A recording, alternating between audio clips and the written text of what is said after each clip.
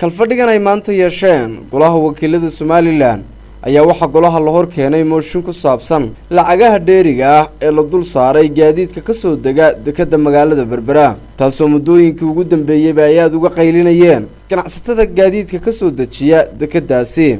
waxaana sidoo kale xisaabta mucaaridku ay ku tilmaameen mid lagu naasnuujinayo cid gaar ah haddaba kalfadhigan maanta ee golaha wakiilada Somaliland ay soo buux dhaafiyeen badiba xildhibaanada golahaas ayaa ugu horeynba Cabdiraxmaan Maxamed Cabdilaahi Ciro gudoomiyaha golaha wakiilada Somaliland isla markaana shir gudoominayay kalfadhigani waxa uu xildhibaanada mooshinkan soo gudbiyay ka codsaday inay faahfaahiyaan nuxurka mooshinkani waxaana halkaasi ka hadlay xildhibaan Saciid Cilmi Rooble isagoo sheegay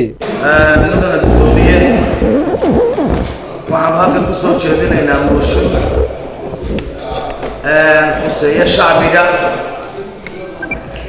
waxaan akhriyayaa ku shirgudoonka golaha wakiilada ujeedda soo jeedin mooshin laalaya takaaliifta xaaraanta ah ee la saaray gaadiidka markaan aragnay qodobka 7-aad ee xeer-hoosaadka golaha wakiilada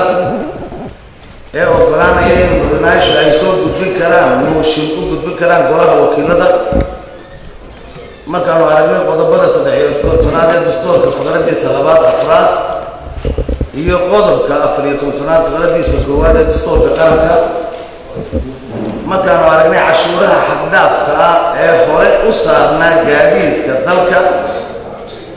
markaan aragnay dhaqaale xumada iyo sicir bararka ku habsaday shacbigeena danyarta ah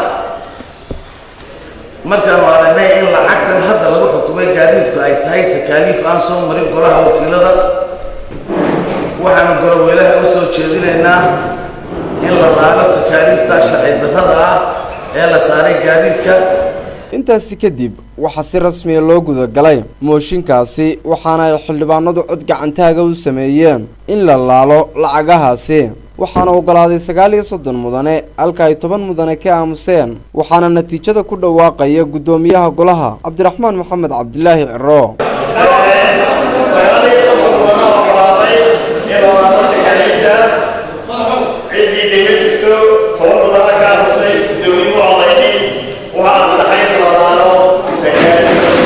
si kastaba ha ahaatee lacagahan dheeriga ah ee lagu soo rogay gaadiidka ka soo dega dekada magaalada Berbera oo lagu saleeyay in lagu baadhayo tayada gaadiidka ayaa waxa ay ku soo beegmaysaa xilli ay ka dhagaadeeyeen mas'uuliyiin badan oo ka tirsan xukuumadda Somaliland in arrimahaasi ay wax ka qabtaan